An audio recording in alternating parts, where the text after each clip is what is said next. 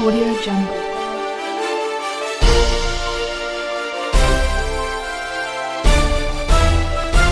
Audio Jungle.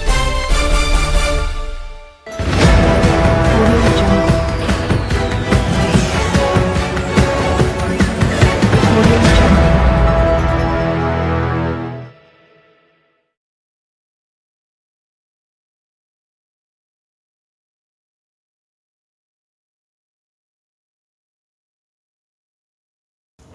Hello everyone, मैं अरुण ठाकुर और आप सभी का एक बार फिर स्वागत है ऑनलाइन प्लेटफॉर्म ई फिजिक्स पर। तो अब तक लास्ट वीडियो में हम यूनिट करंट इलेक्ट्रिसिटी कंप्लीट कर चुके हैं और इस वीडियो से आगे अब जो हम स्टार्ट करेंगे वो है यूनिट मैग्नेटिज्म, है ना।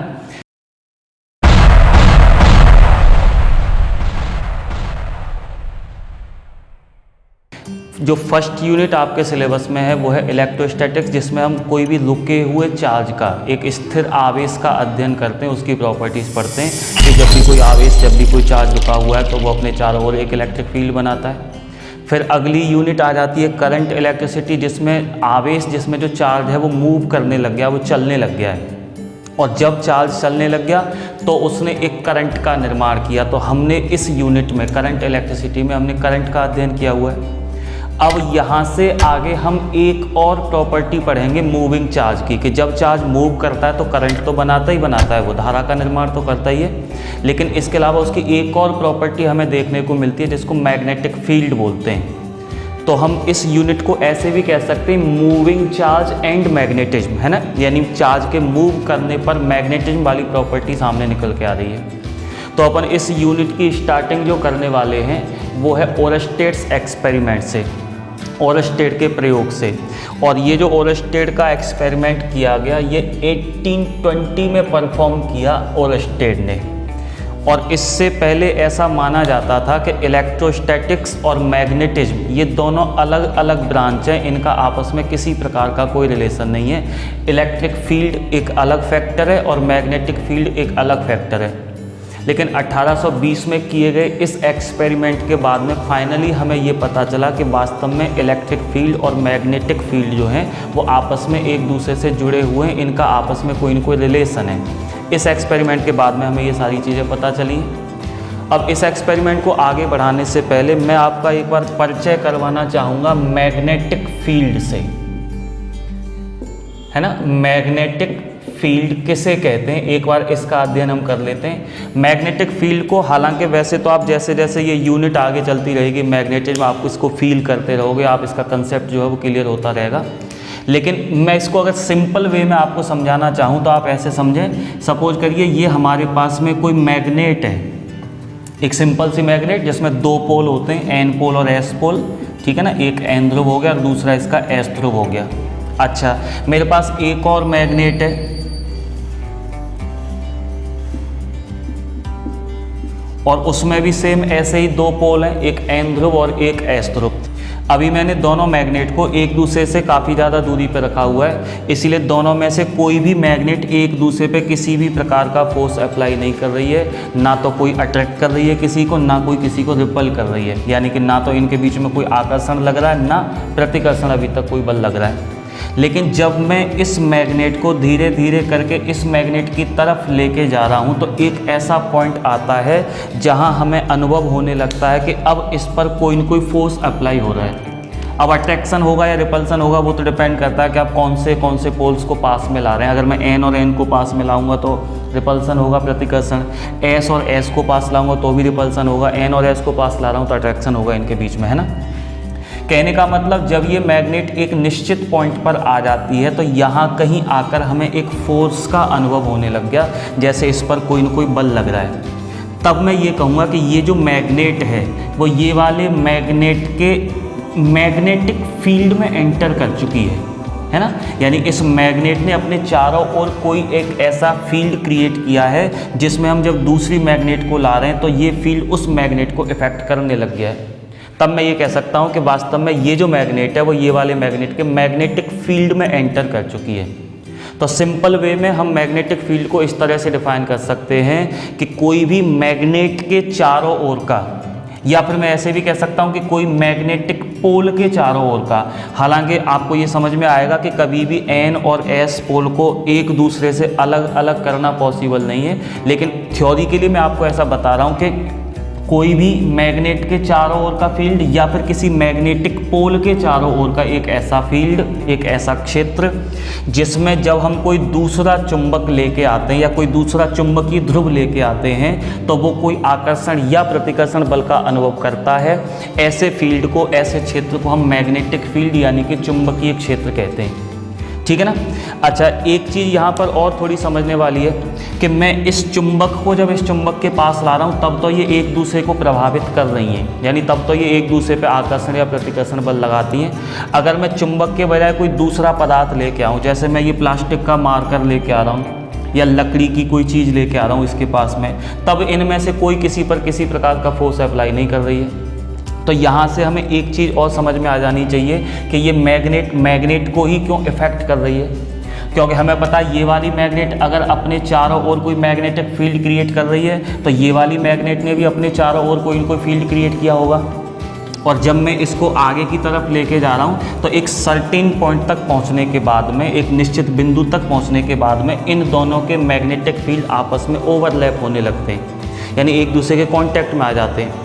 और जब दोनों के मैग्नेटिक फील्ड आपस में कांटेक्ट में आ जाते हैं तो फिर दोनों मैग्नेट एक दूसरे को अफेक्ट करने लगती हैं, प्रभावित करने लगती हैं। तो यहाँ से मैं ऐसा रिजल्ट निकाल सकता हूँ कि एक मैग्नेट को कौन प्रभावित कर सकता है, कौन अफेक्ट कर सकता है, तो किसी एक मैग्नेट या मैग्नेटिक पोल को कोई दूसरा मैग्नेटिक फील्ड ही प्रभावित कर सकता है। ठीक है ना। इस तरह की मैग्नेट पे ना तो कोई इलेक्ट्रिक फील्ड प्रभाव डाल पाएगा, ना कोई ग्रेविटेशनल फील्ड प्रभाव डाल पाएगा। केवल एक मैग्नेट को कौन प्रभावित कर सकता है, एक दूसरा मैग्नेटिक फील्ड ही उसको प्रभावित कर सकता है, वही उसको आगे पीछे सरका सकता है, वही उसको घुमा सकता है, उस पर टॉर्क यानी कि बल आघूर्ण लगा के। ये थोड़ी आगे की बातें रहेगी कि जब किसी मैग्नेट को हम मैग्नेटिक फील्ड में रखा करेंगे तो वो उस पर कोई न कोई टॉर्क आरोपित करता है, बल आघूर्ण आरोपित करता है, जिसकी वजह से मैग्नेट घूम सकती है। नेक्स्ट चैप्टर की बातें हो गई। तो ये मैग्नेटिक फील्ड की एक थोड़ी सी चर्चा हो गई कि मैग्नेटिक फील्ड वास्तव में क्या होता है। कोई भी मैग्नेट के चारों ओर जो मैग्नेटिक फील्ड बनता है, क्या वो मैग्नेटिक फील्ड हर पॉइंट पर एक जैसा होता होगा, यानी उस मैग्नेटिक फील्ड की वैल्यू क्या सब जगह एक जैसी होती होगी, उसका मैग्नीट्यूड, उसकी मात्रा क्या हर जगह समान होती होगी।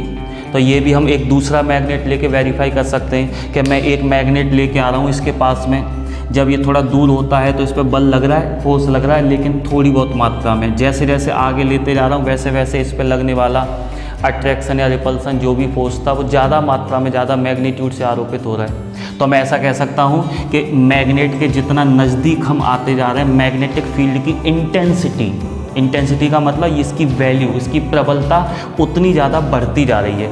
और मैग्नेट से यानी कि सोर्स से हम जितना दूर जाते जा रहे हैं वैसे वैसे उसकी प्रबलता उतनी कम होती जा रही है, यानी कि तीव्रता उतनी कम होती जा रही है। ठीक है ना। तो मैग्नेटिक फील्ड की तीव्रता का सिंपल सा मतलब होता है कि किस पॉइंट पर मैग्नेटिक फील्ड की, चुंबकीय क्षेत्र की वैल्यू कितनी है, कहाँ कम है कहाँ ज़्यादा है। इसको हम फिजिकली तीव्रता यानी इंटेंसिटी के नाम से जानते हैं। किसी भी मैग्नेटिक फील्ड को हम नॉर्मली B से रिप्रेजेंट करते हैं, और क्योंकि मैग्नेटिक फील्ड एक वेक्टर क्वांटिटी है, एक सदिश राशि है, इसीलिए मैं इस पर एक वेक्टर का साइन लगा सकता हूँ ऊपर।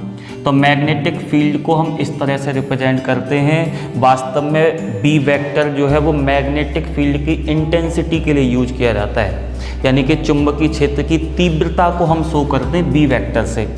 लेकिन सामान्य बोलचाल में क्या है, चुंबकीय क्षेत्र की तीव्रता को केवल चुंबकीय क्षेत्र ही बोल देते हैं, यानी इंटेंसिटी ऑफ मैग्नेटिक फील्ड इतना न बोल के मैं इसको सीधा सीधा मैग्नेटिक फील्ड ही बोल सकता हूँ। ठीक है। अब इसकी यूनिट क्या होती है, CGS में क्या है, SI में क्या है, ये सारी बातें आगे डिस्कस करेंगे। अब एक बार ये देख लेते हैं कि अगर हम फिगर्स में मैग्नेटिक फील्ड को शो करना चाहते हैं, ठीक है ना, अपनी कॉपी पे हम अगर मैग्नेटिक फील्ड दिखाना चाहते हैं तो कोई भी मैग्नेटिक फील्ड को कैसे शो कर सकते हैं। तो मैग्नेटिक फील्ड को शो करने के लिए हम इस तरह की लाइंस ड्रॉ करते हैं, है ना, यानी कि हम किसी भी मैग्नेटिक फील्ड को इस तरह की रेखाओं के द्वारा अपनी चित्र में, कॉपियों में इस तरह से दिखा सकते हैं। और इन रेखाओं को बोला जाता है मैग्नेटिक फील्ड लाइंस, यानी कि चुंबकीय क्षेत्र रेखाएं। इनको या तो मैं मैग्नेटिक फील्ड लाइन कह सकता हूं या फिर मैं इनको मैग्नेटिक फोर्स लाइन कह सकता हूं, यानी चुंबकीय बल रेखाएं। इनकी प्रॉपर्टी वगैरह ये भी आपको आगे डिटेल में पढ़ने को मिलेगी। अभी मैं आपको बिल्कुल मैग्नेटिक फील्ड का एक बेसिक सा परिचय दे रहा हूँ कि कहीं भी मैग्नेटिक फील्ड को अगर शो करना है तो मैं उसको इस तरह से दिखा सकता हूँ। इसमें भी आपको ये ध्यान रखना है कि अगर सभी मैग्नेटिक फील्ड लाइन एक दूसरे के पैरेलल हैं, समांतर हैं और बराबर बराबर दूरी पर हैं ऐसे करके, तो मैं ये बोलूँगा कि ये वाला जो मैग्नेटिक फील्ड है ये यूनिफॉर्म मैग्नेटिक फील्ड है, यानी एक समान चुंबकीय क्षेत्र होता है। कब होता है? जब सारी फील्ड लाइन, जब सारी चुंबकीय क्षेत्र रेखाएं एक दूसरे से बराबर दूरी पर हों और एक दूसरे के पैरेलल हों। तो ये वाला जो मैग्नेटिक फील्ड मैंने आपको दिखाया है, मैं इसको कह सकता हूँ कि ये यूनिफॉर्म है, एक समान है। ऐसे ही मान लो अगर मैं ऐसे करके दिखाऊँ मैग्नेटिक फील्ड को कुछ इस तरह से, इसको भी मैं कह सकता हूँ कि ये भी यूनिफॉर्म है। ये क्यों यूनिफॉर्म है? क्योंकि यहाँ भी सारी फील्ड लाइन जो है वो एक दूसरे के पैरेलल हैं और इक्वल डिस्टेंस पर है एक दूसरे से, तो ये भी एक समान चुंबकीय क्षेत्र है। ऐसे ही अगर मैं किसी मैग्नेटिक फील्ड को ऐसे दिखाऊं कि मान लो मैग्नेटिक फील्ड कुछ ऐसे है,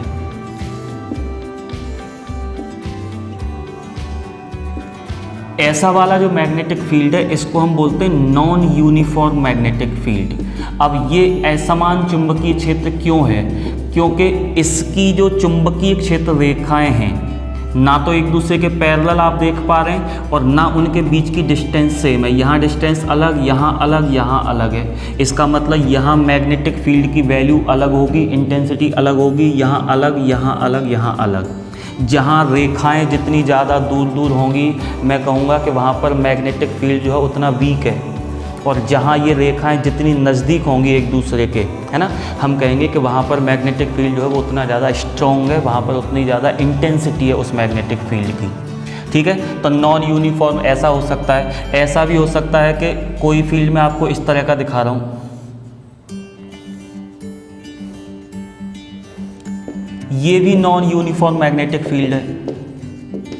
ये नॉन यूनिफॉर्म क्यों है? ये असमान चुंबकीय क्षेत्र क्यों है? यहाँ रेखाएं तो सब एक दूसरे के पैरेलल हैं लेकिन उनके बीच की डिस्टेंस सेम नहीं है। यहाँ डिस्टेंस इन दोनों के लिए अलग है, इन दोनों की डिस्टेंस अलग है, इनकी अलग है, इनकी अलग है। यानी यहाँ इंटेंसिटी फील्ड की अलग होगी, यहाँ अलग होगी, यहाँ अलग होगी, अलग अलग पॉइंट पर यहाँ पर अलग अलग इंटेंसिटी होगी। इसीलिए मैं कह सकता हूँ कि ये भी नॉन यूनिफॉर्म मैग्नेटिक फील्ड है। अच्छा, ये तो बात ये हो गई कि अगर मैग्नेटिक फील्ड की डायरेक्शन ऐसे करके है तो मैं ये ऐसे ऐसी रेखाओं के द्वारा उस मैग्नेटिक फील्ड को शो कर सकता हूँ। ठीक है ना, यानी उनको हम पेपर पे, कॉपी पे ड्रॉ कर सकते हैं। लेकिन अगर मैग्नेटिक फील्ड ऐसे होता यूँ, तो हम उसको कैसे शो करते? क्योंकि हम जिस डायरेक्शन में मैग्नेटिक फील्ड होता है उस डायरेक्शन में ऐसे करके लाइन खींचते हैं उसको शो करने के लिए। लेकिन अगर मैग्नेटिक फील्ड यूँ है, बोर्ड के परपेंडिकुलर है और ऐसे करके है, या बोर्ड के परपेंडिकुलर है लेकिन अंदर की तरफ जा रहा है, तो यहाँ तो मैं लाइन ड्रॉ नहीं कर सकता ना।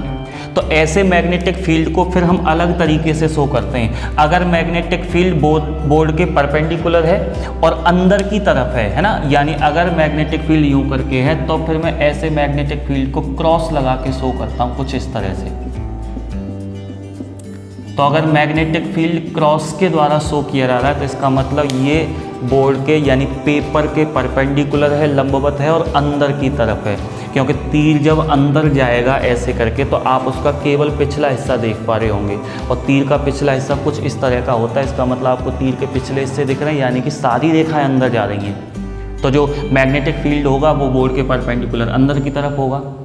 ऐसे ही अगर मैग्नेटिक फील्ड बोर्ड के परपेंडिकुलर है और ऐसे आ रहा है बाहर की तरफ, तो ऐसे मैग्नेटिक फील्ड को हम शो करते हैं फिर ऐसे डॉट डॉट के द्वारा। ठीक है ना, इस तरह से पॉइंट्स के द्वारा हम शो करेंगे मैग्नेटिक फील्ड को कुछ इस तरह से। क्यों? क्योंकि जब कोई भी तीर हमारी तरफ ऐसे करके आता है तो हमें उसका सामने का पॉइंट दिखेगा केवल, ना कि पूरा तीर पिछला दिखेगा। तो आपको केवल ये सामने के पॉइंट्स दिखाई दे रहे हैं, इसका मतलब ये तीर आपकी तरफ आ रहे हैं। मतलब ये जो मैग्नेटिक फील्ड है ये बोर्ड के परपेंडिकुलर बाहर की तरफ क्रॉस लगा के शो कर रहे हैं, तो बोर्ड के परपेंडिकुलर अंदर की तरफ। तो ये तो थोड़ी बेसिक्स जानकारी होगी मैग्नेटिक फील्ड की, क्योंकि ये छोटी छोटी बातें मैग्नेटिक फील्ड को लेकर हम आगे डिस्कस करते रहेंगे। अब लौटते हम ओरस्टेड एक्सपेरिमेंट पर।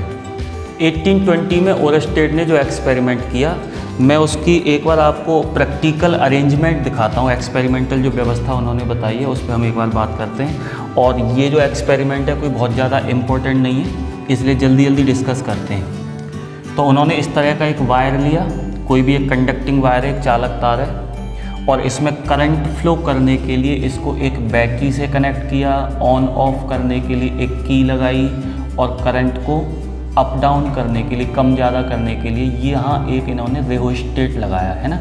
ऐसे करके सर्किट ये कंप्लीट हो चुका है अपना। अच्छा, जब तक मैं की को ऑन नहीं कर रहा हूँ तब तक इसमें कोई भी करंट फ्लो नहीं हो रहा है। इसके अलावा उन्होंने एक कंपास लिया, या कंपास के बजाय मैं बोलूँ उन्होंने एक मैग्नेटिक निडल ली, एक चुंबकीय सुई ली। जैसे अगर आपने कंपास देखा है या फिर आप यहाँ देख पा रहे होगे, तो कंपास में सेंटर पे एक पतली सी सुई होती है ना, जो इधर उधर घूम के हमें डायरेक्शन इंडिकेट करती है कि कौन सी दिशा जो नॉर्थ है, कौन सी साउथ है। तो इस तरह की एक मैग्नेटिक निडल ली। मैग्नेटिक निडल कोई ख़ास चीज़ नहीं, एक पतली सी वायर नुमा सुई हो सकती है, या फिर इस तरह की कोई सुई हो सकती है यूँ करके। ये बस ये है कि एक वायर जैसा होता है, इसका एक जो सिरा है वो एन पोल का कार्य कर रहा होता है और दूसरा जो है वो एस पोल होगा, इस तरह से, है ना। और ये सेंटर पे पिवोटेड रहती है, यानी यहाँ पे कीलकित कर दी जाती है, घूम सकती है कहीं भी। इस तरह की एक चुंबकीय सुई है। जब भी चुंबकीय सुई को हम दिखाना चाहेंगे सर्किट में तो कुछ इस तरह से दिखाएंगे, फिगर्स में जब भी दिखाना होगा कुछ ऐसे। अब इसमें एन पोल कौन सा है, एस पोल कौन सा है, तो इसकी पहचान के लिए जो एन पोल होता है उसको इस तरह से डार्क कर दिया जाता है, ब्लैक कलर से, या अगर कलर प्रिंटिंग होगी तो रेड कलर से, है ना। इस तरह से एक सिरा जो है रेड कलर का आपको मिलेगा। जो सिरा रेड कलर से प्रिंट किया हुआ है वो है एन पोल, इसका एन ध्रुव, है ना। और जो खाली छोड़ा हुआ है वो इसका साउथ पोल हो गया, एस पोल। तो इतनी व्यवस्था उन्होंने बनाई अपने एक्सपेरिमेंट के लिए। क्या व्यवस्था बनाई उन्होंने एक सर्किट कनेक्ट किया है, एक वायर, उसके साथ में एक बैटरी लगा रखी है बी, एक की लगा रखी है के, और एक ये रेहोस्टेट है आर एच, और इस वायर के नीचे उन्होंने कंपास रखा हुआ है, यानी कि मैग्नेटिक निडल रखी हुई है, जो कि अपने सेंटर पे ऐसे ऐसे करके रिवॉल्व कर सकती है, घूम सकती है ना। अच्छा, अब उन्होंने इस एक्सपेरिमेंट से फिर ऑब्जर्वेशन लेना स्टार्ट किया। अलग अलग प्रकार के उन्होंने बहुत सारे ऑब्जर्वेशन लिए, बहुत सारे प्रेक्षण लिए, और उन प्रेक्षणों से, उन ऑब्जर्वेशन से क्या रिजल्ट, क्या निष्कर्ष निकलते हैं उनको हम बाद में डिस्कस करेंगे। हालांकि उन्होंने तो आलतू फालतू के बहुत सारे काम किए, लेकिन मैं आपको केवल वो ऑब्जर्वेशन बता रहा हूँ जिनसे कोई मतलब निकला, जिनसे कोई रिजल्ट निकल के आया सामने। जैसे सबसे पहले उन्होंने ये देखा कि जब तक की ऑन नहीं करी, यानी जब तक इस वायर में कोई करंट फ्लो नहीं हुआ, तब तक इस मैग्नेटिक निडल में किसी प्रकार का कोई डिफ्लेक्शन नहीं आया। जो चुंबकीय सुई थी वो जैसी थी वैसी ही रखी रही, ना इधर घूम रही है ना इधर घूम रही है ना। पहला ऑब्जर्वेशन। दूसरा ऑब्जर्वेशन उन्होंने क्या देखा कि जब इस की को ऑन कर दिया, यानी कि जब इस की को बंद कर दिया, कुंजी को बंद कर दिया, तो इस सर्किट में एक करंट फ्लो होने लग गया। और किस डायरेक्शन में करंट फ्लो हो रहा है, तो ऐसे करके इसमें करंट फ्लो होने लग गया, पॉजिटिव से नेगेटिव टर्मिनल की तरफ। जैसे ही इस वायर में करंट फ्लो हुआ, अब उन्होंने ये देखा कि ये जो मैग्नेटिक निडल थी, ये जो कंपास की सुई थी, वो अब किसी दिशा में घूम जाती है, क्लॉकवाइज या एंटी क्लॉकवाइज, किसी भी एक दिशा में ये मैग्नेटिक सुई घूम गई है, यानी कि इसमें विक्षेप आया। ये उनका दूसरा ऑब्जर्वेशन था। इसका रिजल्ट क्या है वो भी बाद में देखते हैं। तीसरा ऑब्जर्वेशन उन्होंने क्या किया कि रेहोस्टेट की हेल्प से और इस वायर में फ्लो होने वाले करंट की वैल्यू को कम ज़्यादा किया, ठीक है ना। इसका काम ही होता है करंट को अप डाउन करना। तो इसके द्वारा जब उन्होंने इस करंट की वैल्यू को कम या ज़्यादा किया, तो ये देखा कि मैग्नेटिक निडल में अभी जो डिफ्लेक्शन आया था, अभी जो विक्षेप आया था, वो भी उसी रेशियो में कम या ज़्यादा हो रहा है। करंट अगर बढ़ा के डबल कर दिया तो विक्षेप भी डबल हो गया इसका। मान लो जैसे पहले विक्षेप आ रहा था इसमें 40 डिग्री, अब वो हो गया 80 डिग्री, है ना। और जब करंट की वैल्यू को डिक्रीज करके आधा कर दिया, तो जो विक्षेप पहले 40 का आ रहा था वो अब 20 का रह गया है। यानी कि इसका डिफ्लेक्शन सेम उसी रेशियो में चेंज हो रहा है जिस रेशियो में हम करंट की वैल्यू को चेंज कर रहे हैं। ये हो गया उनका अगला प्रेक्षण। इसके बाद नेक्स्ट प्रेक्षण की तरफ चलें तो उन्होंने ये किया कि बैटरी की पोलैरिटी को चेंज कर दिया। बैटरी की पोलरिटी चेंज करने का मतलब है कि जिधर नेगेटिव टर्मिनल था उधर पॉजिटिव कर दिया और जिधर पॉजिटिव टर्मिनल था उसको नेगेटिव कर दिया, यानी कि बैटरी की ध्रुवता बदल दी। तो जैसे ही बैटरी की पोलरिटी चेंज करी वैसे ही करंट की डायरेक्शन भी चेंज हो गई। अब करंट सर्किट में कुछ ऐसे करके फ्लो हुआ और जैसे ही करंट की डायरेक्शन चेंज हुई वैसे ही उन्होंने ये देखा कि इस मैग्नेटिक निडल की डायरेक्शन, इसके विक्षेप, इसके डिफ्लेक्शन की डायरेक्शन भी चेंज हो गई।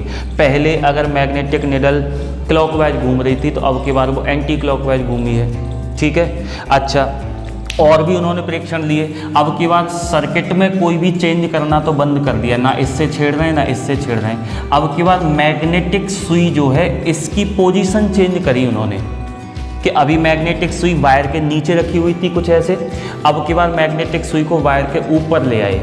ठीक है ना, करंट जिस डायरेक्शन में फ्लो हो रहा है उसी में फ्लो होते रहना है, इसमें अब कोई चेंज नहीं करना है, केवल सुई को नीचे से ऊपर लाए। तो जैसे ही उस कंपास को नीचे से ऊपर लेके आए तो उन्होंने देखा कि मैग्नेटिक सुई का जो डिफ्लेक्शन था वो एकदम अपोजिट हो गया। यानी अगर नीचे रहने पर ये क्लॉकवाइज घूमती थी तो ऊपर जाने पर ये एंटी क्लॉकवाइज घूमने लग गई है। एक ऑब्जर्वेशन उनका ये था। इसके अलावा उन्होंने क्या किया कि जब इस मैग्नेटिक नीडल को इस वायर से दूर लेके जा रहे हैं तो पाया कि इसका डिफ्लेक्शन कम होता जा रहा है, और जैसे ही हम पास लाते जाते हैं तो इसमें डिफ्लेक्शन ज़्यादा मात्रा में आता है। मतलब पोजीशन चेंज करने पे डिफ्लेक्शन भी कम ज़्यादा हो रहा है, दूर जाने पे कम हो रहा है और पास आने पे ज़्यादा हो रहा है। तो इस तरह के कई सारे परीक्षण उन्होंने लिए। अपन मेन ऑब्जर्वेशन की बात कर रहे हैं जिनसे कोई निष्कर्ष निकलेगा आगे चल के, है ना। अब देख लेते हैं कि उन्होंने जो ऑब्जर्वेशन लिए उन ऑब्जर्वेशन से क्या रिजल्ट सामने निकल के आ रहे हैं। जैसे पहला ऑब्जर्वेशन उनका ये था कि जब तक की ऑन करके सर्किट में करंट फ्लो नहीं किया गया था तब तक इसमें कोई डिफ्लेक्शन नहीं आया था। और दूसरा ऑब्जर्वेशन ये था कि जैसे ही की को ऑन करके इसमें करंट फ्लो होता है इसमें एक डिफ्लेक्शन आता है। जैसे कि हम अभी स्टार्टिंग में डिस्कस करके आए थे कि कोई भी मैग्नेट को कौन अफेक्ट कर सकता है, कौन प्रभावित कर सकता है, तो एक चुंबकीय सुई उसको प्रभावित कर सकती है। किसी भी मैग्नेट को कौन प्रभावित कर सकता है, तो कोई भी मैग्नेटिक फील्ड उसको प्रभावित कर सकता है, कोई भी चुंबकीय क्षेत्र उसको प्रभावित कर सकता है। जब तक करंट फ्लो नहीं हुआ था इसमें कोई डिफ्लेक्शन नहीं आया था। जैसे ही करंट फ्लो हुआ इसमें डिफ्लेक्शन आया, यानी किसी ने इसको प्रभावित किया। ये भी एक चुंबक है और चुंबक मैग्नेट को कौन प्रभावित कर सकता है, मैग्नेटिक फील्ड। तो यहाँ से कहीं न कहीं एक बात हमारे समझ में आ गई है कि जैसे ही करंट फ्लो होता है उस करंट फ्लो की वजह से एक मैग्नेटिक फील्ड क्रिएट हो जाता है इस तार के, इस वायर के चारों ओर, और उस मैग्नेटिक फील्ड की वजह से फिर इसमें डिफ्लेक्शन आया होगा। तो एक रिजल्ट हमारे सामने ये निकल के आया कि जब भी किसी वायर में, जब भी किसी कंडक्टर में करंट फ्लो होता है तो उसकी वजह से एक मैग्नेटिक फील्ड क्रिएट हो जाता है वायर के चारों ओर। यानी मैं ऐसे कह सकता हूँ कि कोई भी करंट कैरिंग वायर, कोई भी धारावाही चालक या कोई भी धारावाही तार अपने चारों ओर चुंबकीय क्षेत्र का निर्माण करता है।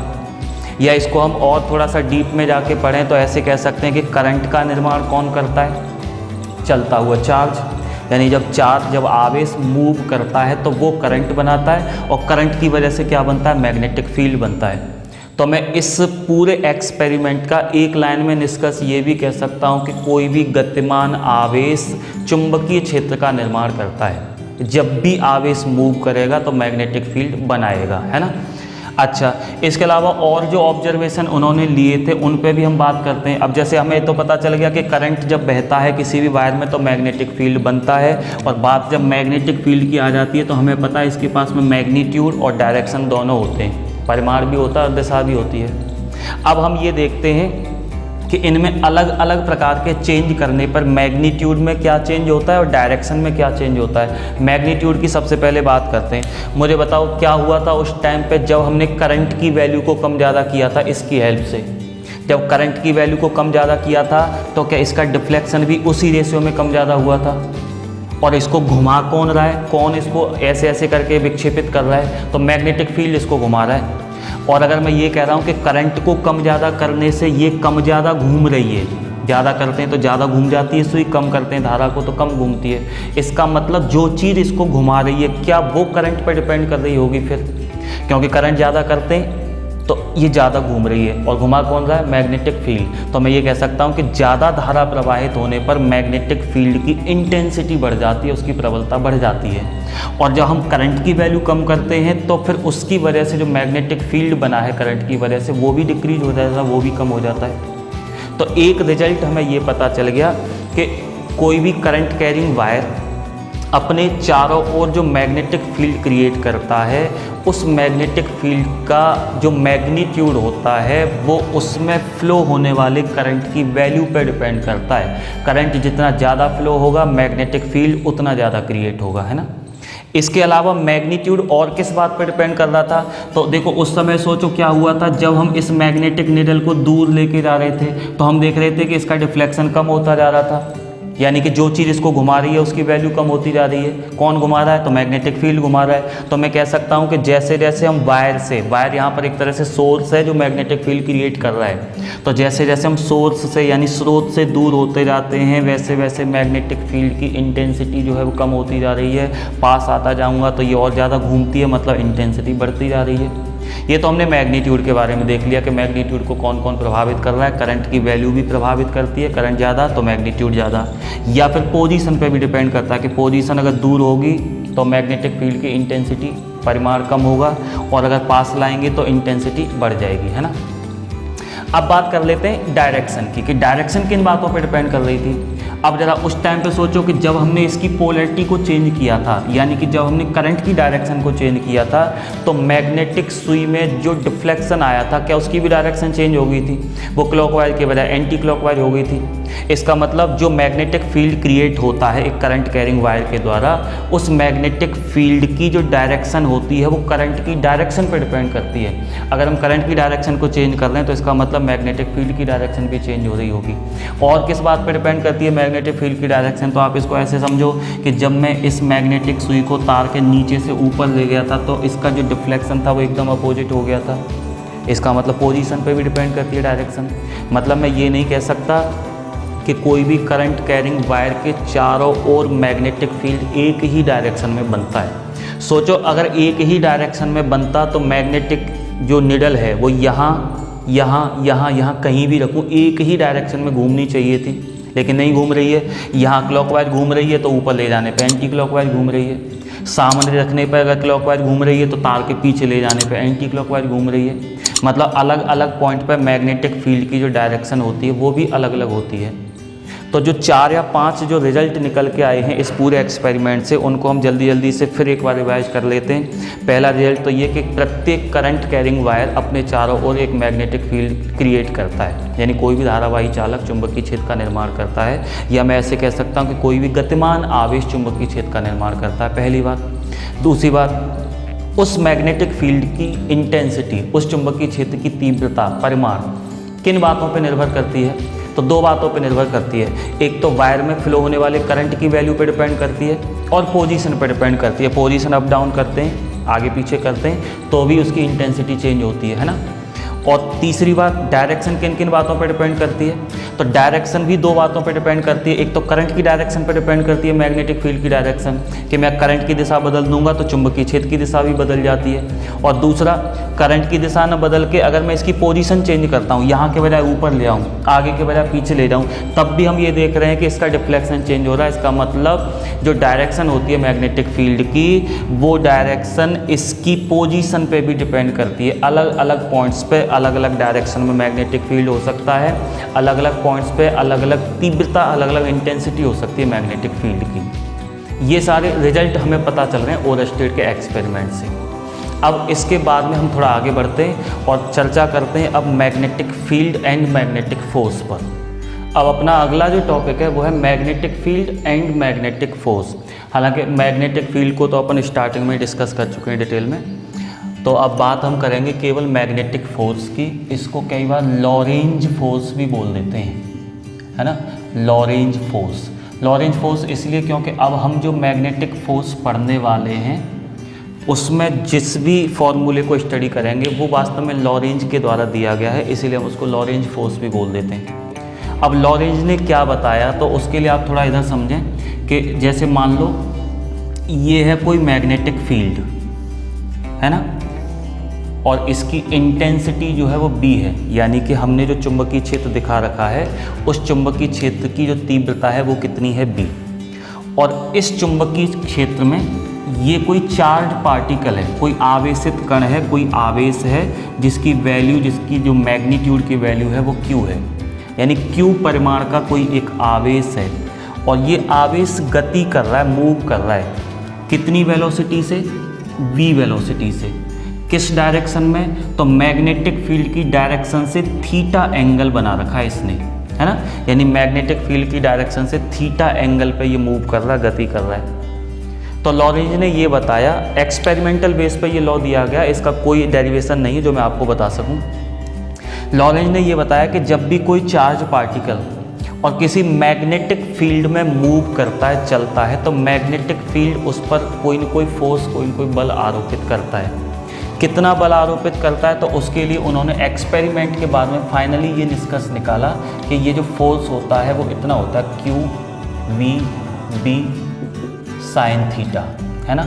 यहाँ पर q क्या है, उस चार्ज पार्टिकल का जो चार्ज है उसकी मैग्नीट्यूड की वैल्यू है, v कितने वेलोसिटी से मूव कर रहा है, b क्या है, किस मैग्नेटिक फील्ड में, जिस मैग्नेटिक फील्ड में वो चल रहा है उसकी इंटेंसिटी क्या है, वो है b, और थीटा क्या है, कितने एंगल पे मूव कर रहा है, यानी मैग्नेटिक फील्ड के साथ में उसने कितना, उसकी वेलोसिटी ने कितना एंगल बना रखा है।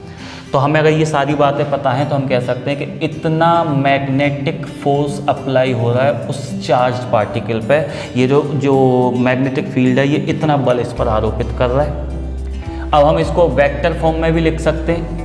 कैसे लिख सकते हैं, F vector is equal to Q, ये तो स्केलर क्वांटिटी है, अदिश राशि है ये तो, बाकी वेलोसिटी और मैग्नेटिक फील्ड ये दोनों ही वेक्टर क्वांटिटी है, इसीलिए वी बी साइन थीटा को मैं लिख सकता हूँ V vector cross B vector, है ना, वेक्टर्स का cross product A B cross theta. तो ऐसे हम लिख सकते हैं इसको वेक्टर फॉर्म में। अच्छा, ऐसा भी हो सकता है कि जहाँ ये चार्ज पार्टिकल मूव कर रहा है, जिस मैग्नेटिक फील्ड में ये मूव कर रहा है, वहाँ मैग्नेटिक फील्ड के साथ साथ एक इलेक्ट्रिक फील्ड भी हो, यानी हो सकता है वहाँ पे दोनों ही फील्ड हो। मैग्नेटिक फील्ड में तो ये चल ही रहा है, अगर वहाँ पे इलेक्ट्रिक फील्ड भी है, अगर वहाँ पे विद्युत क्षेत्र भी है, तो विद्युत क्षेत्र भी आवेश पर बल आरोपित करता है। कितना आरोपित करता है, विद्युत क्षेत्र को हम रिप्रेजेंट करते हैं ई, और ये भी वेक्टर क्वांटिटी है तो ई वेक्टर से। अगर कोई आवेश क्यू ई इलेक्ट्रिक फील्ड में रखा हुआ है तो इलेक्ट्रिक फील्ड उस पर इतना फोर्स अप्लाई करता है अकॉर्डिंग टू इलेक्ट्रोस्टैटिक्स, है ना, यानी कि ये इस पर लगने वाला इलेक्ट्रिक फोर्स हो गया, हम इसको एफ ई से शो करेंगे। अच्छा, इलेक्ट्रिक फोर्स जब भी इलेक्ट्रिक फील्ड लगाता है किसी चार्ज पे, तो उसके लिए ये ज़रूरी नहीं कि चार्ज मूव करे, चार्ज चल रहा होगा तब भी इलेक्ट्रिक फोर्स उस पर लगा सकता है इलेक्ट्रिक फील्ड, और नहीं चल रहा होगा तब भी उस पर लग सकता है ना। लेकिन मैग्नेटिक फोर्स जो लगाता है ना, मैग्नेटिक फील्ड, वो केवल उस कंडीशन में लगाता है जब ये मूव कर रहा है, जब चल रहा है। अगर आवेश रुका हुआ है तो चुंबकीय क्षेत्र उस पर कोई बल आरोपित नहीं करता है। हाँ, विद्युत क्षेत्र किसी भी कंडीशन में बल आरोपित कर सकता है। तो अगर वहाँ पे दोनों ही फील्ड हैं, मैग्नेटिक फील्ड भी है और इलेक्ट्रिक फील्ड भी है, तो उस पर मैग्नेटिक फोर्स भी लगेगा, एफ एम से अब मैं इसको रिप्रेजेंट कर सकता हूँ, और उस पर इलेक्ट्रिक फोर्स भी लगेगा जिसको हम एफ ई से रिप्रेजेंट कर रहे हैं। तो ऐसी सिचुएशन में उस पर लगने वाला टोटल फोर्स कितना हो जाएगा, तो हम इनका वेक्टर एडिशन कर देंगे, यानी कि F E vector plus F M vector, और दोनों की वैल्यू रख लें, यानी Q E vector plus Q V vector cross B vector, है ना। आप चाहें तो इसमें से q कॉमन ले सकते हैं, तब ये रहेगा E vector plus V vector cross B vector, है ना। ये हो गया। अब इस पर नेट लॉरेंज फोर्स, यानी अगर ये मैग्नेटिक फील्ड के साथ साथ इलेक्ट्रिक फील्ड में भी मूव कर रहा है तो इस पर लगने वाले टोटल जो लॉरेंज फोर्स की वैल्यू होगी वो इतनी होगी। और अगर केवल मैग्नेटिक फील्ड में मूव कर रहा है तो फिर इस पर इतना फोर्स लगेगा, मैग्नीट्यूड के पदों में केवल ये रहेगा, और अगर आप उसको वेक्टर फॉर्म में लेना चाह रहे हैं तो फिर ये रहेगा। अब इस फॉर्मूले से मैं थोड़े और अलग अलग सिचुएशन इसकी देख सकता हूँ। अगर मैं ये मान के चलूँ कि ये जो चार्ज पार्टिकल है वो ऐसे न चल के फील्ड की डायरेक्शन में चल रहा है या फिर अपोजिट डायरेक्शन में चल रहा है ना, या तो ये इसके पैरेलल चल रहा है या फिर एंटी पैरेलल चल रहा है। तो अगर पैरेलल चलेगा, फर्स्ट सिचुएशन हम इसकी देख रहे हैं, अगर पैरेलल चलेगा तो थीटा की वैल्यू 0 डिग्री, और अगर एंटी पैरेलल चलेगा यानी कि विपरीत दिशा में चल के आएगा तो थीटा की वैल्यू हो जाएगी 180 डिग्री। और चाहे थीटा 0 हो या 180 हो, साइन थीटा की वैल्यू दोनों के लिए ही क्या 0 रहेगी, साइन 0 की वैल्यू 0, साइन 180 की वैल्यू 0। और अगर ये वैल्यू 0 है तो फोर्स भी 0 हो जाएगा। यानी अब इस पर जो मैग्नेटिक फोर्स लगेगा कितना होगा, वो 0। तो मैं ये कह सकता हूँ कि मैग्नेटिक फील्ड में अगर कोई चार्ज गति कर रहा है, मूव कर रहा है, तो ये नहीं कह सकते हम कि वास्तव में उस पर कोई ना कोई फोर्स लगेगा ही। ऐसा भी हो सकता है कि नहीं लग रहा हो। कब नहीं लगेगा, जब वो इसकी पैरेलल डायरेक्शन में चल रहा है या फिर एंटी पैरेलल डायरेक्शन में चल रहा होगा, तब चलने पर भी उस पर कोई फोर्स अप्लाई नहीं करता है मैग्नेटिक फील्ड। सेकंड सिचुएशन अगर देखें कि अगर ये परपेंडिकुलर डायरेक्शन में मूव कर रहा है ना, यानी कि अगर थीटा की वैल्यू 90 डिग्री है तो ऐसी स्थिति में साइन 90 की वैल्यू मैक्सिमम होती है। आप जानते हैं कितनी होती है, 1। अब अगर इसकी वैल्यू मैक्सिमम हो जाएगी तो फिर QVB यानी कि F की वैल्यू भी मैक्सिमम आएगी। यानी कि जब ये थीटा एंगल पे 90 डिग्री एंगल पे जब ये मूव कर रहा होगा तो ऐसी स्थिति में इस चार्ज पर मैक्सिमम फोर्स लगेगा। और कितना लगेगा, QVB, है ना। यानी कि किसी भी गतिमान आवेश पर अधिकतम बल तब आरोपित होता है जब वो चुंबकीय क्षेत्र की लंबवत दिशा में गति करता है। ऐसे चले या फिर ऐसे चले या फिर ऐसे चले, ये भी 90 डिग्री बनेगा एंगल इसके साथ में, है ना। केस थर्ड, अगर मैं ऐसा मान लूँ कि ये जो चार्ज पार्टिकल है, ये जो आवेशित कण है, ये चल ही नहीं रहा है, रुका हुआ है। अगर चल नहीं रहा है तो फिर इसकी वेलोसिटी 0, और अगर इसकी वेलोसिटी 0 है तो इस पर लगने वाले फोर्स की वैल्यू भी कितनी होगी, 0। यानी कि मैग्नेटिक फील्ड किसी चार्ज पार्टिकल पर केवल तब फोर्स अप्लाई करता है जब वो चार्ज पार्टिकल मूव कर रहा हो, जब वो चल रहा हो, है ना। अब यहाँ से हमने ये जो वैल्यू अभी निकाल रखी है, इनसे एक बार मैग्नेटिक फील्ड या इंटेंसिटी ऑफ मैग्नेटिक फील्ड, चुंबकीय क्षेत्र की तीव्रता की यूनिट वगैरह थोड़ी और देख लेते हैं क्या बनती है। जैसे मैं यही फॉर्मूला लेके चल रहा हूँ, है ना, F maximum is equals to QVB। अगर यहाँ से मैं B की वैल्यू कैलकुलेट करूँ तो क्या निकलेगी, F मैक्सिमम अपॉन QV, है ना। और फिर इसके अकॉर्डिंग यूनिट देखते हैं अब क्या होगी। तो F मैक्सिमम यानी कि न्यूटन अपॉन Q यानी कि कूलाम, और वेलोसिटी यानी कि मीटर पर सेकंड। ये सेकंड जो मीटर के नीचे है, क्या मैं इसको कूलाम के नीचे भी लिख सकता हूँ, यानी मैं इसको ऐसे भी लिख सकता हूँ, न्यूटन पर कूलाम पर सेकंड इंटू मीटर। अब ये देखें कूलाम पर सेकंड ये किसकी यूनिट है, I is equals to Q upon T। Q यानी आवेश का जो मात्रक है वो कूलाम हो गया, T यानी समय का मात्रक सेकंड। यानी कि ये करंट की यूनिट है, धारा की, जो कि एम्पियर होती है। तो इसका मतलब मैं इसको क्या लिख सकता हूँ, न्यूटन पर एम्पियर मीटर, है ना, न्यूटन प्रति एम्पियर मीटर। और इसी का जो दूसरा नाम होता है इसको हम टेस्ला बोल देते हैं, टेस्ला। तो ये तो जो यूनिट निकल के आई है वो आई है SI सिस्टम में। यानी SI सिस्टम में जो मैग्नेटिक फील्ड की जो मैग्नेटिक फील्ड इंटेंसिटी जो है उसका जो यूनिट होती है वो या तो अपन कह सकते हैं न्यूटन पर एम्पियर मीटर या फिर इसी को बोल देते हैं टेस्ला। ये तो हो गई SI सिस्टम में इसकी यूनिट। अगर मैं CGS सिस्टम में लेके चलूँगा तो CGS सिस्टम में इसकी जो यूनिट होती है मैग्नेटिक फील्ड की वो होती है मैक्सवेल पर सेंटीमीटर स्क्वायर, है ना। और इसी को बोल दिया जाता है गॉस, केवल G से रिप्रेजेंट कर देते हैं। ऐसे जो टेस्ला है इसको केवल T से रिप्रेजेंट कर देते हैं।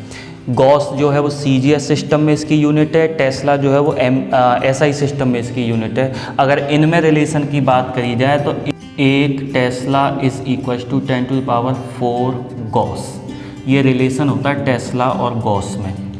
आप यहाँ से चाहें तो एक टेस्ला जो मैग्नेटिक फील्ड है उसको भी डिफाइन कर सकते हैं कि एक टेस्ला मैग्नेटिक फील्ड कितना होता है। तो उसके लिए मैं फिर से इसी फॉर्मूले को लेके चल सकता हूँ। इस फॉर्मूले में क्या चेंज करना है, केवल आपको इतना चेंज करना है इस फॉर्मूले में कि इसमें मैं Q की वैल्यू 1 रख दूँ, है ना, Q की वैल्यू 1 कूलाम, V वेलोसिटी भी 1 मीटर पर सेकेंड रख दिया, और जो B है इसको हम अभी डिफाइन करेंगे।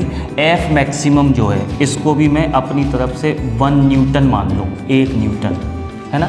ये तीनों वैल्यू अगर मैं अपनी तरफ से इसमें रख देता हूँ तब यहाँ से जो B की वैल्यू निकल के आएगी ये 1 और ये भी 1, तो b की वैल्यू भी कितनी आएगी 1, और 1 भी क्या टेस्ला, क्योंकि हमने ये सारी जो यूनिट ली हैं वो SI में ली हैं, तो इसकी भी यूनिट निकल के आएगी SI में, और कितनी निकल के आएगी, तो 1 टेस्ला निकल के आएगी। तो अब मैं ये कह सकता हूँ कि अगर 1 कूलाम आवेश का कोई भी पार्टिकल 1 मीटर पर सेकंड की वेलोसिटी से मैग्नेटिक फील्ड की परपेंडिकुलर डायरेक्शन में, क्योंकि ये फॉर्मूला तब आया जब थीटा 90 था, है ना, अगर 1 कूलाम आवेश का कोई भी कण 1 मीटर पर सेकंड के वेग से मैग्नेटिक फील्ड की लंबवत दिशा में गति करे, और अगर उस पर लगने वाले फोर्स की वैल्यू 1 न्यूटन है, तो मैं ये कह सकता हूँ कि जिस मैग्नेटिक फील्ड में वो मूव कर रहा था उसकी वैल्यू 1 टेस्ला होगी, है ना। ऐसे हम 1 टेस्ला को डिफाइन कर सकते हैं।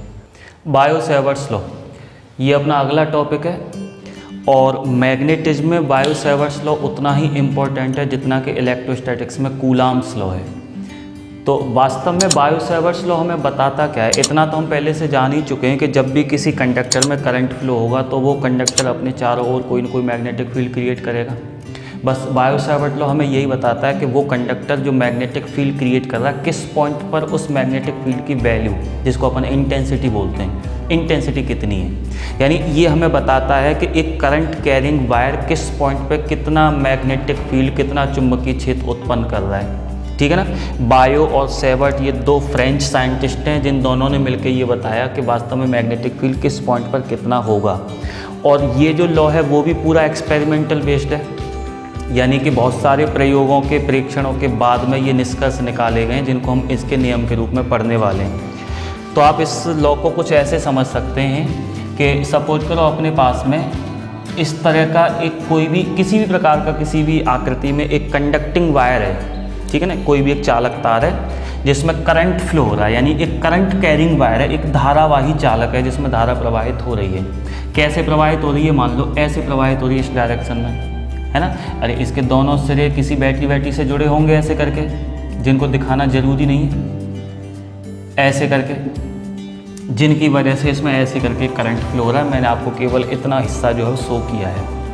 अच्छा, एक चीज़ और थोड़ा ध्यान रखेंगे कि ये बायो-सेवर्ट्स लॉ से हम जो मैग्नेटिक फील्ड निकालते हैं, या उन्होंने जो फॉर्मूला दिया है वो केवल एक छोटे से एलिमेंट के लिए दिया है, यानी हम एक छोटे से एलिमेंट के कारण किस पॉइंट पर कितना मैग्नेटिक फील्ड बन रहा है वो निकाल सकते हैं।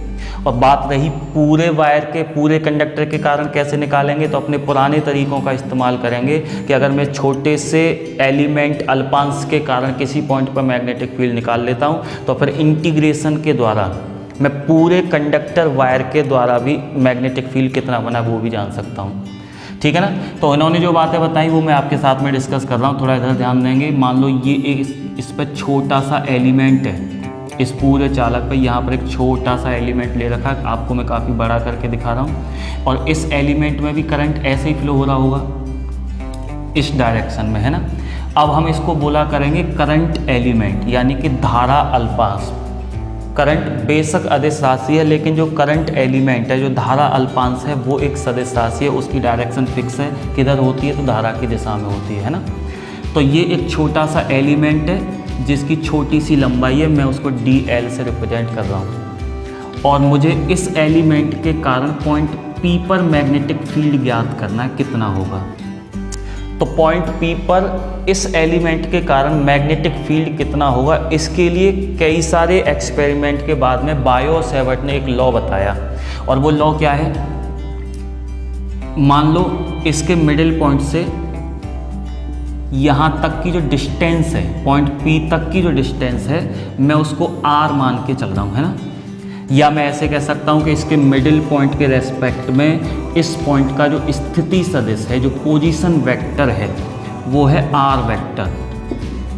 अगर आपको वेक्टर से संबंधित कोई प्रॉब्लम है, ठीक है, या पोजीशन वेक्टर समझ में नहीं आ रहा है, तो उसके लिए भी आप एक वेक्टर से रिलेटेड वीडियो सर्च कर सकते हैं। वेक्टर काइनेमेटिक्स करके आपको एक प्लेलिस्ट है, उसमें आपको ये वीडियो भी मिल जाएगी, जिसमें position vector, displacement vector, addition of vector, subtraction of vector, इस तरह के बहुत सारे टॉपिक मिलेंगे जिससे कि अपना वेक्टर थोड़ा सा क्लियर हो सके। तो मैं ये मान के चल रहा हूँ कि इसका जो मिडिल पॉइंट है उसके रेस्पेक्ट में P पॉइंट का जो पोजीशन वेक्टर है, जो स्थिति सदिश है, वो है r वेक्टर, है ना। और करंट एलिमेंट की डायरेक्शन, यानी धारा अल्पांश की दिशा, और धारा अल्पांश को प्रेक्षण बिंदु से मिलाने वाली रेखा, इन दोनों के बीच का जो एंगल है वो थीटा है। इतनी जानकारी हमारे पास है। कौन कौन सी जानकारी है? हमें ये पता है कि इसमें करंट कितना फ्लो हो रहा है। अगर मैं इस करंट को I मान रहा हूँ तो इसका मतलब इस अल्पांश में भी I धारा ही प्रवाहित हो रही है। हमें ये पता है कि इस एलिमेंट की लेंथ, लंबाई कितनी है। हमें ये पता है कि इस एलिमेंट से जो ऑब्जर्वेशन पॉइंट है, जो प्रेक्षण बिंदु है, वहाँ तक की दूरी कितनी है ना। अगर मैं r वेक्टर बोल रहा हूँ इस पोजीशन वेक्टर को, तो यहाँ से यहाँ तक की डिस्टेंस है वो स्मॉल r हो जाएगी, केवल मॉड ऑफ या मॉडुलस ऑफ r वेक्टर कह सकते हो आप उसको। और हमें क्या पता है? तो हमें ये पता है कि करंट एलिमेंट और करंट एलिमेंट को इस पॉइंट से मिलाने वाली रेखा, इन दोनों के बीच में बनने वाला एंगल जो है वो थीटा है। इतनी जानकारियाँ हमारे पास में हैं। तो बायो और सेवर्ट ने ये बताया कि इस कंडीशन में इस एलिमेंट के द्वारा इस पॉइंट पर जो मैग्नेटिक फील्ड बनाया जाएगा छोटा सा, मैं उसको dB से रिप्रेजेंट कर रहा हूँ, है ना। ये जो धारावाही अल्पांश जो है, धारा अल्पांश, इसके द्वारा पॉइंट P पर जो चुंबकीय क्षेत्र बनाया जाता है वो चुंबकीय क्षेत्र एक तो इसमें फ्लो होने वाले करंट के समानुपाती होता है। अब इसमें करंट कितना फ्लो हो रहा है? I, तो मैं कह सकता हूँ dV प्रोपोर्शनल टू I, पहली बात। दूसरी बात यह है कि इसके द्वारा यहाँ पर बनाया गया मैग्नेटिक फील्ड जो है वो धारा अल्पांश की लंबाई के समानुपाती होता है। इसका मतलब dV प्रोपोर्शनल टू dl। तीसरी बात, इस एलिमेंट के द्वारा पॉइंट P पर बनाया गया जो मैग्नेटिक फील्ड है वो एलिमेंट की डायरेक्शन और इसको पॉइंट P से मिलाने वाली रेखा की डायरेक्शन के मध्य बनने वाले कोण की ज्या यानी साइन के समानुपाती होता है। अगर वो कोण थीटा है तो इस बात को मैं ऐसे लिख सकता हूँ कि dV proportional to sine theta, है ना। जो भी कोण बनता है थीटा उसके साइन के समानुपाती होता है, ज्या के समानुपाती होता है। और चौथी बात उन्होंने ये बताई कि इस अल्पांश के कारण पॉइंट P पर बनने वाला जो मैग्नेटिक फील्ड है वो इन दोनों के बीच की डिस्टेंस के स्क्वायर के इन्वर्सली प्रोपोर्शनल होता है। यानी इसके कारण यहाँ बनने वाला चुंबकीय क्षेत्र जो है वो इन दोनों के बीच की दूरी के वर्ग के व्युत्क्रमानुपाती होता है। तो चौथी बात को मैं लिख सकता हूँ dB प्रोपोर्शनल टू 1/r²। इसमें मेरी कोई थ्योरी नहीं है। जैसा उन लोगों ने एक्सपेरिमेंट के बाद में जो भी निष्कर्ष दिए मैं वो केवल आपको बता रहा हूँ कि कोई भी एक छोटे से एलिमेंट के कारण किसी पॉइंट पर मैग्नेटिक फील्ड जो है वो इन 4 बातों पर डिपेंड करता है। कौन कौन सी 4 बातों पे? कि इसमें करंट कितना फ्लो हो रहा है उसके समानुपाती रहेगा, ठीक है ना। करंट एलिमेंट की लेंथ क्या है उसके समानुपाती रहेगा। करंट एलिमेंट की डायरेक्शन और इसको पॉइंट P से मिलाने वाली रेखा की डायरेक्शन, इन दोनों के बीच में जो एंगल बनता है उसकी साइन के प्रोपोर्शनल होगा। और चौथी बात उन्होंने ये बताई कि इन दोनों के बीच की, एलिमेंट और ऑब्जर्वेशन पॉइंट, इन दोनों के बीच की डिस्टेंस के स्क्वायर के इन्वर्सली प्रोपोर्शनल होता है, दूरी के वर्ग के व्युत्क्रमानुपाती होता है। अब अगर इन चारों बातों को मैं एक साथ लिखूं तो ऐसे लिखूंगा dB proportional to I dl sine theta upon r², है ना। फिर प्रोपोर्शनल साइन अगर यहाँ से हटाया जाए तो ये आएगा dB is equals to μ0 upon 4π IDL sine theta upon r²। ये हमें जो फॉर्मूला पता चला है ये केवल छोटे से अल्पांश के कारण वहाँ पर मैग्नेटिक फील्ड बनाता है। और अगर हमें ये पता करना है कि इस पूरे कंडक्टर ने कितना बनाया है यहाँ पर मैग्नेटिक फील्ड, तो हम जो भी प्रॉपर लिमिट होंगी उनके बीच में इंटीग्रेट कर देंगे इसको, जिससे कि हमें टोटल मैग्नेटिक फील्ड मिल जाएगा, है ना। अच्छा, इसको मैं वेक्टर फॉर्म में भी लिख सकता हूँ क्योंकि मैग्नेटिक फील्ड जो है वो एक वेक्टर क्वांटिटी है। तो इसको मैग्नेटिक फील्ड को अगर मैं वेक्टर फॉर्म में लिखूँ तो ऐसे लिखूँगा dV is equals to μ0 upon 4π IDL sine theta upon r²। तो मैंने r से तो इसमें ऊपर मल्टीप्लाई कर दिया और r से ही इसको नीचे मल्टीप्लाई कर देता हूँ, तो ये हो जाएगी r की पावर 3, है ना। अब देखो I जो है वो तो स्केलर क्वांटिटी है, अदिश राशि है। dl ये धारा अल्पांश है, ये वेक्टर क्वांटिटी है ना। मैं चाहूँ तो इसको वेक्टर के साथ में भी लिख सकता हूँ। और ऐसे ही r ये जो है वो वेक्टर क्वांटिटी है, स्थिति सदिश है इसके सापेक्ष इसका।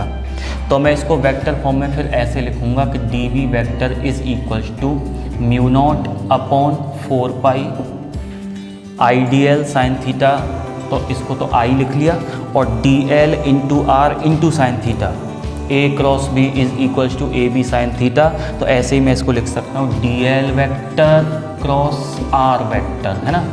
और अपॉन आर क्यूब, ठीक है ना। और आप इसको अगर डायरेक्शन भी शो करना चाहें तो पीछे कोई डायरेक्शन दे सकते हैं, जैसे एन कैप लिख सकता हूँ, या अच्छा होगा आप यूनिट वेक्टर, अगर आर वेक्टर ले रखा है तो इसका यूनिट वेक्टर आप आर कैप लिख सकते हो ऐसे करके। तो ये इसका वेक्टर फॉर्म हो गया। अब जैसे अभी हमने प्रोपोर्शनल साइन हटाया था, ये एक कांस्टेंट आया पूरा म्यू नॉट अपॉन 4 पाई। इसमें ये जो म्यू नॉट है, ठीक है ना, इसको हम बोलते हैं एयर या फिर वैक्यूम की मैग्नेटिक परमिएबिलिटी। मैग्नेटिक परमिएबिलिटी या फिर मैं इसको चुंबकशीलता कह सकता हूँ, चुंबकशीलता, है ना, या फिर हम इसको चुंबकीय पारगम्यता भी बोल देते हैं, चुंबकीय पारगम्यता। हालांकि ये क्या होती है मैग्नेटिक परमिएबिलिटी, इसको हम नेक्स्ट चैप्टर में ज़्यादा अच्छे से डिस्कस करेंगे। अभी तो आप केवल इतना समझ लो कि कोई भी मीडियम है, कोई भी माध्यम है, उसकी एक प्रॉपर्टी होती है कि कोई भी मैग्नेटिक फील्ड उस मीडियम को कितना अफेक्ट कर सकता है, कितना प्रभावित कर सकता है। यानी कोई भी माध्यम, कोई भी मीडियम चुंबकीय क्षेत्र के प्रति कितना संवेदनशील है, वो चुंबकीय क्षेत्र को कितना प्रभावित कर सकता है, इस प्रॉपर्टी को हम बोलते हैं उस माध्यम की मैग्नेटिक परमिएबिलिटी यानी कि चुंबकशीलता, ठीक है ना। निर्वात या फिर वायु, ठीक है ना, वैक्यूम या फिर एयर के लिए जो मैग्नेटिक परमिएबिलिटी है उसको हम शो करते हैं म्यू नॉट से। और अगर इनके अलावा कोई और मीडियम है, एयर और वैक्यूम के अलावा अगर और कोई तीसरा मीडियम है, तो फिर उसकी मैग्नेटिक परमिएबिलिटी को हम केवल म्यू से रिप्रेजेंट कर देते हैं। और सबके लिए इसकी वैल्यू मीडियम के लिए अलग अलग होती है। म्यू नॉट अपॉन 4 पाई की जो वैल्यू होती है, म्यू नॉट अपॉन 4 पाई की जो वैल्यू होती है वो होती है 10⁻⁻⁷। और यूनिट आप यहाँ से कैलकुलेट कर सकते हैं। अगर मैं इसको छोड़ के बाकी सब उधर से इधर ले आऊँ तो देखो इसके लिए यूनिट क्या रही, टेस्ला, है ना, यानी उसको मैं ऐसे भी लिख सकता हूँ न्यूटन पर एम्पियर मीटर इसकी होगी। और बाकी इन सब को इधर लेके आ रहे हो तो देखो आई नीचे आएगा यानी कि अपॉन एम्पियर, है ना। ऐसे ही आर क्यूब ऊपर आएगा यानी कि मीटर क्यूब, ठीक है ना, डिस्टेंस है। ये dl और ये r, ये दोनों नीचे आएंगे, दोनों ही लेंथ है, इसका मतलब नीचे मीटर स्क्वायर। और ये तो यूनिट वेक्टर है, इसकी कोई यूनिट नहीं होगी। अब इसको आप सॉल्व कर लें तो आपको यूनिट यहाँ से पता चल जाएगी कितनी होगी। तो ये मीटर स्क्वायर ये हो जाएगा मीटर क्यूब और इससे ये कैंसिल हो जाएगा, है ना। एम्पियर स्क्वायर तो ये हो जाएगा न्यूटन पर एम्पियर स्क्वायर। यानी कि वैक्यूम या एयर के लिए म्यू नॉट अपॉन 4 पाई की जो वैल्यू होती है वो होती है 10⁻⁷ न्यूटन पर एम्पियर स्क्वायर।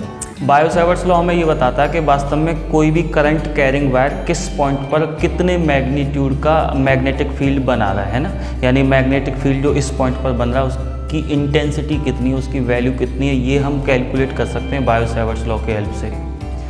लेकिन उस पॉइंट पर जो मैग्नेटिक फील्ड बना है उसकी डायरेक्शन किधर होगी, ये डायरेक्शन ज्ञात करने के लिए कुछ रूल हैं जो आपको याद रखने, ठीक है ना। और वो रूल कुछ ये हैं, इन रूल की हेल्प से हम ये पता कर सकते हैं इन नियमों की सहायता से कि किस पॉइंट पर मैग्नेटिक फील्ड की डायरेक्शन किधर होगी। इनमें जो सबसे पहला नियम है वो है स्नोज़ रूल यानी कि स्नो का नियम। अब ये स्नो का नियम हमें ये बताता है कि वो मैग्नेटिक सुई जो वायर के नीचे रखी होती थी या ऊपर रखी होती थी वो किधर डिफ्लेक्ट होगी। उसको आप ऐसे समझ सकते हैं कि सपोज करें जैसे ये वायर है और इसके नीचे ये मैग्नेटिक सुई रखी है ना, ये इसका एन ध्रुव है ये वाला और ये इसका एस ध्रुव है। स्नो का नियम ये कहता है, पहले अगर मैं आपको इसको एक एक लेटर को एक्सप्लेन कर दूँ, स्नो, इसमें S का मतलब है साउथ, ठीक है ना, N का मतलब हो गया नॉर्थ, O का मतलब हो गया इसमें ओवर और W मतलब वेस्ट। इसका मतलब यह है कि अगर किसी वायर में करंट साउथ से नॉर्थ की तरफ फ्लो हो रहा है, जैसे मान लो ये साउथ डायरेक्शन है, ये नॉर्थ है, हालांकि नॉर्थ को हम ऊपर दिखाते हैं लेकिन मैंने इसको ऐसे ले रखा है कि ये साउथ है, ये नॉर्थ डायरेक्शन है। अगर इस वायर में करंट साउथ से नॉर्थ की तरफ फ्लो करे और जो तार है, जो करंट कैरिंग वायर जो है वो चुंबकीय सुई के ऊपर हो, ओवर से मतलब यहाँ पर ऊपर है, तब ऐसी सिचुएशन में मैग्नेटिक सुई का जो एन पोल होगा वो वेस्ट की तरफ डिफ्लेक्ट होगा। जैसे वेस्ट अभी कहाँ होगा, ऊपर की तरफ, और ईस्ट होगा इधर, यहाँ पर, है ना। तो ये नियम हमें ये बता रहा है कि अगर किसी वायर में करंट साउथ से नॉर्थ की तरफ फ्लो होता हो और वो वायर मैग्नेटिक सुई के ऊपर है, तब इस कंडीशन में उसका जो नॉर्थ पोल होगा वो वेस्ट यानी पश्चिम दिशा में विक्षेपित हो जाएगा। और अगर मैं इनमें से कोई भी एक डायरेक्शन अपोजिट कर दूं, जैसे अगर करंट नॉर्थ से साउथ की तरफ फ्लो होगा, तो ऐसी स्थिति में इसका नॉर्थ पोल जो है वो फिर ईस्ट में डिफ्लेक्ट हो जाएगा। या फिर करंट साउथ से नॉर्थ की तरफ जा रहा है लेकिन जो मैग्नेटिक नीडल है वो ओवर ना होकर, यानी कि वायर इसके ऊपर ना होकर वायर इसके नीचे होता, तो भी जस्ट विपरीत रिजल्ट हमें मिलता। क्या मिलता कि अब के बाद इसका नॉर्थ पोल जो है वो वेस्ट के बजाय ईस्ट की तरफ डिफ्लेक्ट होता। हालांकि इस लॉ का हम कोई ख़ास ज़्यादा यूज करते नहीं हैं, केवल ये तभी यूज होता है जब हमें मैग्नेटिक सुई के विक्षेप की डायरेक्शन जाननी हो कि इसमें डिफ्लेक्शन किस डायरेक्शन में आने वाला है, तब हम इस रूल का यूज करते हैं। इसके बाद में जो अगला रूल है वो है राइट हैंड थंब रूल, यानी कि दाएं हाथ के अंगूठे का नियम। ये वाला नियम हमें ये बताता है कि कोई भी करंट कैरिंग वायर है, कोई भी एक सीधा धारावाही चालक तार है, इसके चारों ओर जो चुंबकीय क्षेत्र बनेगा वो किस शेप में बनेगा, उसकी क्षेत्र रेखाएं कैसे घूम रही होंगी। सपोज करो जैसे ये एक करंट कैरिंग वायर है और हमें पता है कि कोई भी धारावाही चालक तार अपने चारों ओर चुंबकीय क्षेत्र बनाता है, और हमें यह भी पता है कि हम चुंबकीय क्षेत्र को किस तरह से शो करते हैं फिगर्स में, तो चुंबकीय क्षेत्र रेखाओं के द्वारा, है ना, मैग्नेटिक फील्ड लाइंस के द्वारा हम इसके मैग्नेटिक फील्ड को शो कर सकते हैं।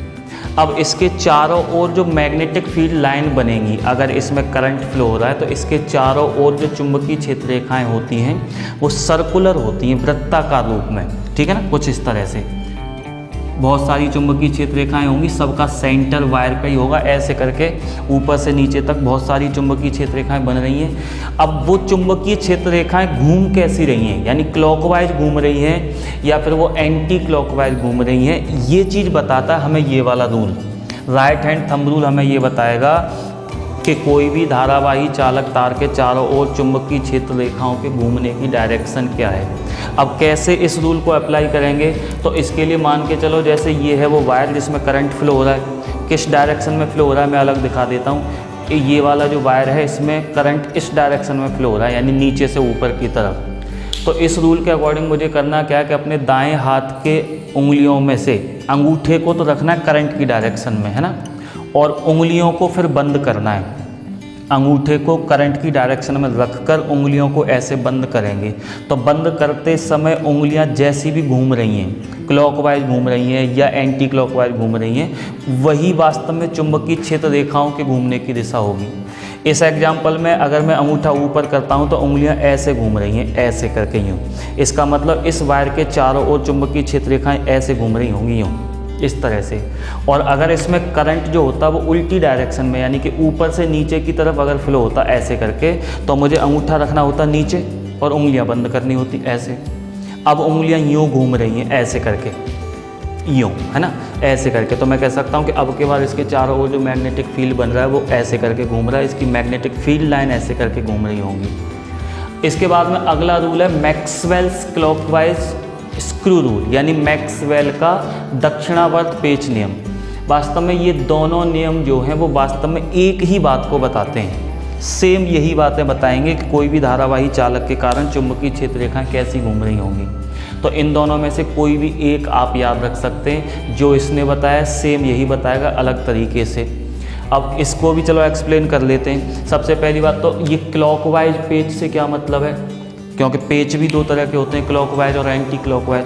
क्लॉकवाइज पेच हम किसको बोलते हैं, तो वो वाला पेच जिसको क्लॉकवाइज घुमाने पर अगर वो कसता है ना, तो हम उसको बोलते हैं क्लॉकवाइज पेच। और जो एंटी क्लॉकवाइज घुमाने पे कसे उसको हम बोलते हैं एंटी क्लॉकवाइज यानी वामावर्त पेच। क्लॉकवाइज यानी दक्षिणावर्त घुमाने पे जो कस रहा है वो दक्षिणावर्त पेच, वामावर्त घुमाने पे जो कस रहा है वो वामावर्त पेच। जैसे इसी का एग्जांपल ले लें, इसको जब हम यूँ करके घुमाते हैं क्लॉकवाइज तब तो ये खुलता है, यानी इसको कसने के लिए, बंद करने के लिए एंटी क्लॉकवाइज घुमाना पड़ रहा है। तो इसका मतलब इसका जो पेचिंग सिस्टम है वो कैसा है, वो एंटी क्लॉकवाइज पेच है। आसपास हमारे ज़्यादातर जो पेच होते हैं वो सब क्लॉकवाइज ही होते हैं। जैसे आपकी बोतल का ढक्कन हो गया, बोतल बंद करने के लिए आप ढक्कन को क्लॉकवाइज घुमाते हैं, इसका मतलब उसमें जो पेचिंग सिस्टम है वो क्लॉकवाइज है। तो नॉर्मली ज़्यादातर जो पेच होते हैं वो क्लॉकवाइज ही होते हैं, और ऐसे ही पेच के लिए ये वाला नियम लागू होता है। कैसे लागू होता है?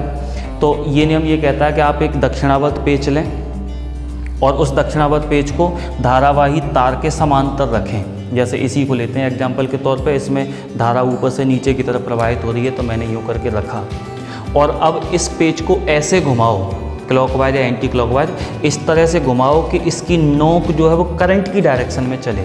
करंट अगर नीचे जा रहा है तो नोक नीचे जानी चाहिए, इस तरह से घुमाओगे। करंट अगर ऊपर आ रहा होता तो नोक ऊपर आनी चाहिए, उस तरह से घुमाना था। तो जैसे अभी अगर नीचे जा रही है तो मैंने क्या किया, इसको ऐसे रख के, और मैं चाहता हूँ कि इसकी नोक नीचे जाए, और नोक नीचे तब जाएगी जब मैं इसको क्लॉकवाइज घुमाऊँगा, ऐसे, है ना, तब इसकी नोक नीचे जाएगी। क्योंकि अगर मैं इसको यूँ घुमाता हूँ तब तो ये पेच खुलेगा, ऊपर आएगा निकल के, अगर क्लॉकवाइज है तो। इसकी नोक को अगर नीचे चलाना चाहता हूँ तो इसको मैं क्लॉकवाइज घुमाऊंगा ऐसे करके, तब इसकी नोक नीचे जाएगी। तो इसकी नोक जिस डायरेक्शन में चल रही है उसके लिए मैं अपनी उंगलियों को जिधर घुमा रहा हूँ वही वास्तव में इसके चारों ओर चुंबकीय क्षेत्र रेखाओं की दिशा होगी। यानी कि जो बातें हम इस रूल से निकाल देते सेम वही बातें ये वाला रूल भी बताएगा। इसके लिए हमें करना क्या है, एक क्लॉकवाइज एक दक्षिणावर्त पेच लेके उसको वायर के जिसमें करंट फ्लो हो रहा है उसके समांतर रखना है, और ऐसे घुमाना है कि उसकी नोक जो है वो करंट की डायरेक्शन में चले। तब आप उंगलियों को जैसे भी घुमा रहे होगे क्लॉकवाइज या एंटी क्लॉकवाइज, वो होगी इसके चारों ओर बनने वाली चुंबकीय क्षेत्र रेखाओं की डायरेक्शन। सपोज करो मेरे पास इस तरह का वायर है, इसमें करंट हो रहा है ऊपर नीचे से ऊपर की तरफ फ्लो, तो मैंने फिर से दक्षिणावर्त पेच लिया, इसके समांतर रख लिया। मैं चाहूँ तो ऐसे रख लूँ, मैं चाहूँ तो ऐसे रख लूँ, इससे फ़र्क नहीं पड़ता है। फ़र्क इससे पड़ता है कि आप नोक को किधर चलाना चाह रहे हो। मुझे नोक अब की बार ऊपर चलानी है, अगर मैं ऐसे रख रहा हूँ तो मुझे यूँ घुमानी पड़ेंगी उंगलियाँ ताकि ये ऊपर चले। क्लॉकवाइज पेच तभी तो यूँ जाएगा जब मैं इसको यूँ घुमाऊँगा, और अगर मैं यूँ रखता हूँ तो ये तब ऊपर जाएगा जब ये खुले, उसके लिए मैं यूँ घुमाऊँगा।